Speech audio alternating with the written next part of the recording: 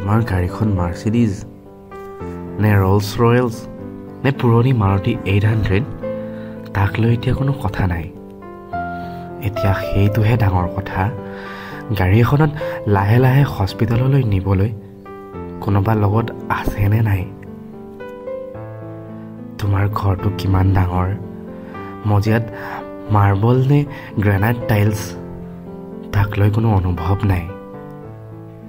এতিয়া সেইটোহে অনুভৱ, মজিয়াত পিছলি নপৰাকৈ হাতত ধৰিবলৈ বা হাতত ধৰি নিবলৈ লগত কোনোবা আছেনে নাই।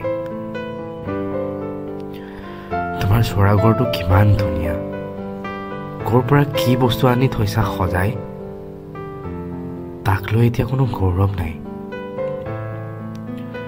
গৌৰৱৰ কথা সেইটোহে, এতিয়া তোমাৰ ওচৰত বহিবলৈ, সুখৰ কথা পাতিবলৈ কোনোবা এজন আছেনে নাই।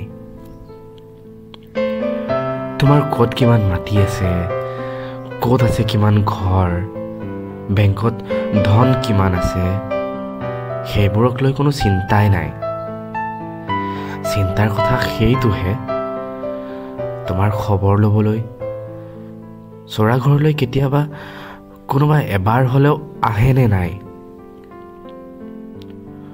ঘৰটোত তোমাৰ খেৰ বাঁহৰ নে অট্টালিকা গজদম্ভ মিনাৰ, তালৈ তোমাৰ কোনো উদ্বেগ নাই।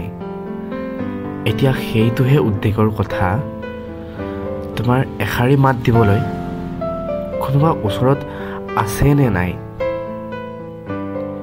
হেঁপাহৰ চিন্তাবোৰ, পোৱা নোপোৱাৰ কথাবোৰ জীৱনত মালিতা হৈ এনেকৈ এদিন শেষ হৈ যায়। এনেকৈয়ে হঠাৎ মান অভিমান, গৌৰৱ, বদনাম সকলো হঠাতে হেৰায়।